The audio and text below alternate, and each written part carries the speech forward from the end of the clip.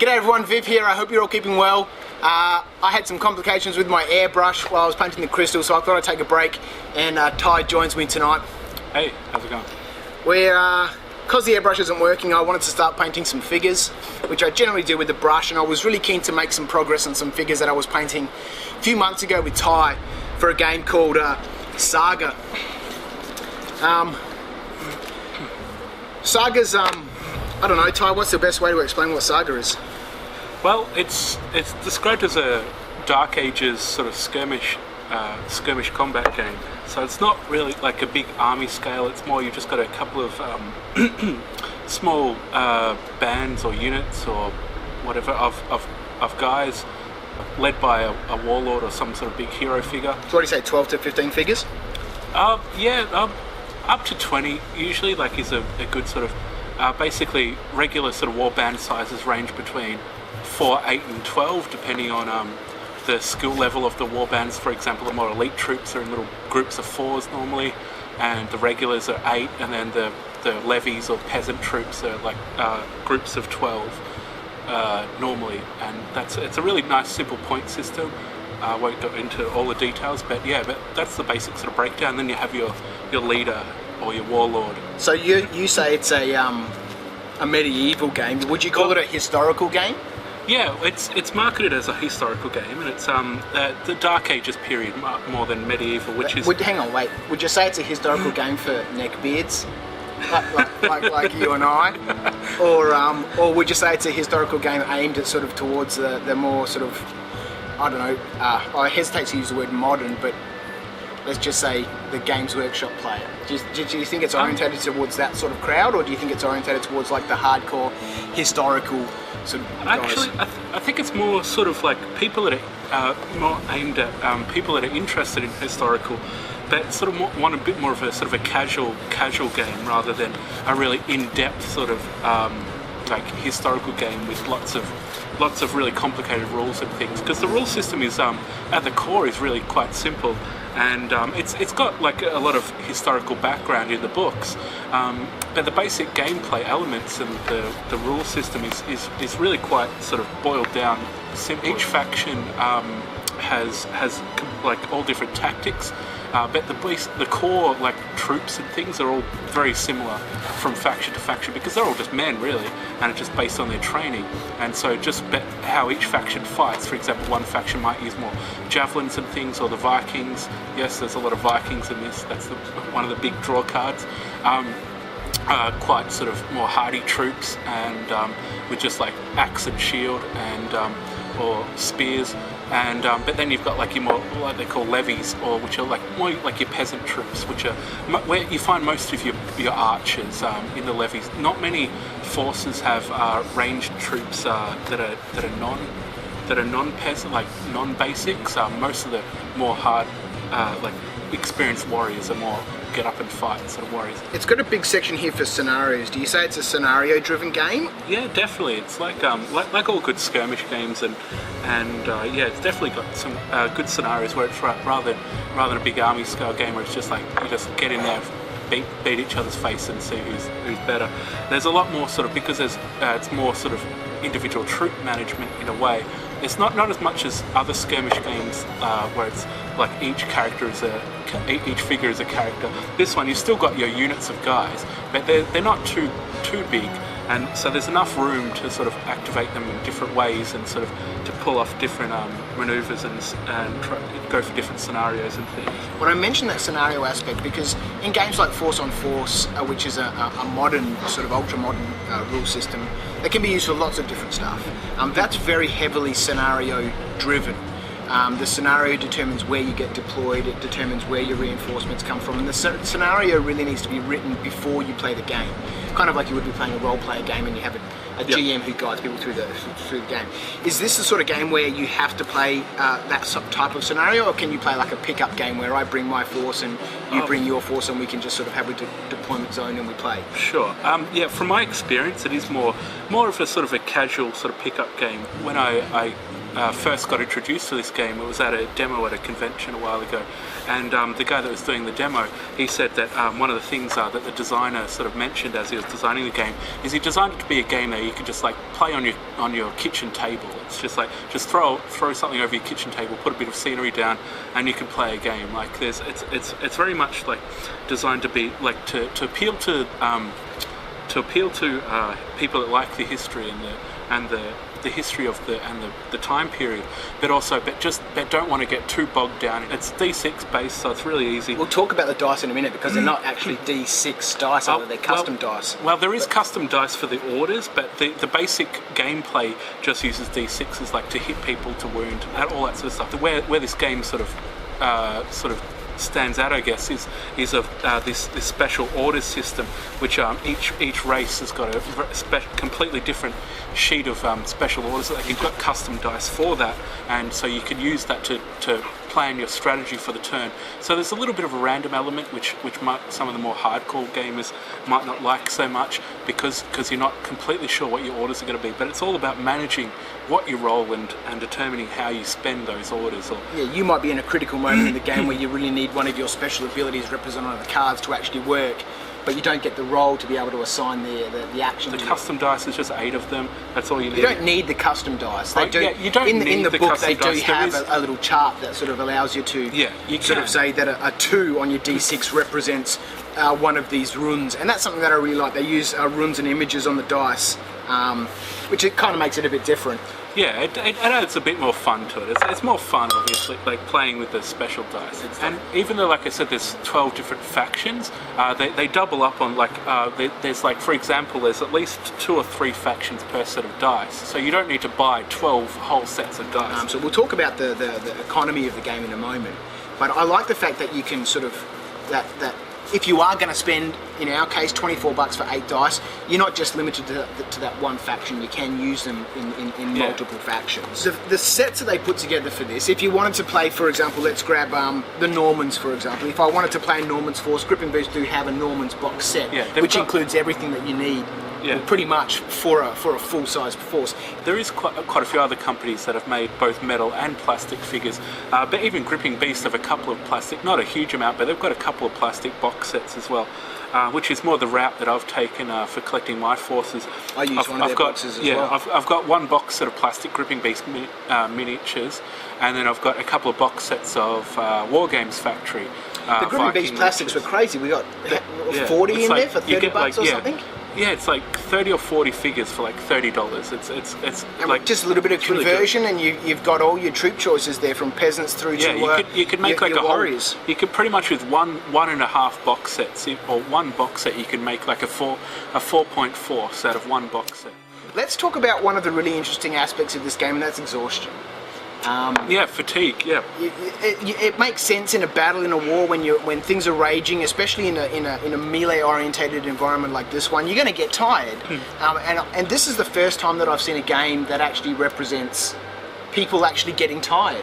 Yeah, and not only does your troops get tired, but you can also through the game mechanics and the expenditure of dice and orders, make your opponent exhausted. Yeah, like different factions could do different. Like there is some factions which specialise in that, like using fatigue to your advantage, whereas other factions will just concentrate on their troops. Or for like the Normans are just all about like shooting and cavalry charges and things like that. Whereas I think like the Vikings and the Anglo-Danes have some really cool abilities where they use like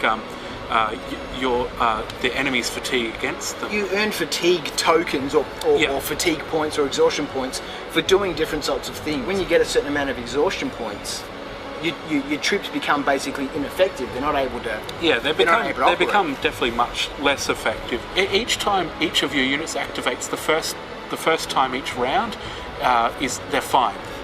As soon as they start taking second or multiple activations in a turn, that's when they start generating fatigue tokens. And so that sort of balances out, like trying to have one hero unit that just charges in and does everything all in one turn. Is the more stuff you start trying to do, the more fatigued you'll get. When you've got fatigue tokens, up to a certain level, depending on your troop type, they can gain a certain level before they get completely exhausted. And once they're completely exhausted, they have to just rest. But until that time, as long as they've got fatigue tokens on them, during your turn, the enemy, or during their turn, the enemy can actually spend the tokens on your troops to give themselves a benefit, and they can take the fatigue token off your unit to either make it harder for your unit to hit them because they're tired and they can't swing properly, or they can make it that it's easier for them to hurt you because you're tired and you're not defending yourself properly. Alright, so skirmish game. I have some flexibility in how I customise my force. It's a historical game, but not to the point where I'm worrying about buttons and epaulets and all that sort of stuff. Well, you can, but but it's not nearly that hardcore as most other historical games. Yeah. It's a bit more casual, as I've said before. And that's one thing that attracts me to it, and that's one thing that that attracts me to a lot of skirmish games. It has this unique sort of order system that allows you to roll custom dice or normal d6 and translate them to assign orders for each individual faction, and each individual faction has their own their own individual cards, which is quite nice, which allows them different sorts of abilities. There's quite a few different companies that make historical It's plastics, a historical game. and because it's historical, there is no intellectual property that only one company can make. Yeah, we're talking about Vikings here. Who owns Vikings? Yeah, exactly. So there's a lot more variety in that regard of what you can pick and choose to use. And what do you think of the quality of the stuff that you get? Obviously, the main rule book. It's a soft cover rule book. It's full color. It's really, in my opinion, it's really well produced. It's full color, every page, lots of beautiful artwork, lots of beautiful painted miniatures. It's about 75 pages. Comes with 4 factions. So let's talk about the economy here of the game for a little bit, because we mentioned it earlier on. If I wanted to get into this game and say I wanted to, let's just take, Ty mentioned the fact that there's expansions to the game, and there's 2 currently at the moment. Yep. 2. But let's just take the basic rule book and say I wanted to collect 2 forces. So I could demo the game or have 2 forces and play with a friend or something. So I've got the outlay for the rulebook. Now let's just call it $50 for the rulebook, and that comes with what, 4 of the cards? It comes with 4 faction boards. Yeah, faction boards. Yeah. So I get 4 faction boards, and now I want to collect some miniatures. So again, like we said before, it's a historical game. I've got a huge amount of choice, so I can choose miniatures from so many different sorts of ranges. The Gripping Beast box sets, the metal figures, in my opinion, can get on the costly side, but like you and I both did, we bought a box or 2 boxes for $30 per box. I think I got mine on special at that convention for $20 for 30 figures. So we got $50 for a rule book. Let's just say $30 for a box of historical figures, and you're going to get plenty. And that's pretty much a playable force already. That's you can play decent games with just that. That's all. So let's say I bought 2 boxes. All right, $30 a box. That's $60. We're talking Australian dollars here. $50 for a rule book. $110. I've got D6 from all the games that we play, or my Monopoly set, or $2 from your dollar store. So for $110, I've got 2 playable forces, and I'm playing the game. Yep. That's pretty much all you need. It's that easy. How would you rate the game, given its sort of its cost to get into, the availability of miniatures, the fact that not the fact, but I won't bias your opinion, but your choice of colour schemes and all that sort of stuff, your knowledge of the gameplay mechanics and its unique things that make it different from other games? How would you rate this game for someone perhaps that might be interested? Well, yeah, if you're just looking for a nice, fun, quick and easy game to get into, definitely at least a 7. The history is pretty common knowledge. Most people would know something about Vikings and Normans and Saxons and that sort of history. So there's already a built-in sort of, I know what I'm looking at straight off the bat. When it comes to the troops and things like that, so there's that built-in history, and it's just pick up and play. It's pretty not very costly. It's quite simple, but still depth with all the different tactics. But the basic rules are quite simple, so it's really easy to learn. Anyone that's played any sort of war game would be able to pick up the rules in 20 minutes. Just a quick demo. It's really like really quite simple and easy. I'm rambling a bit, but yeah, to get into it, it's like really nice and easy to get into.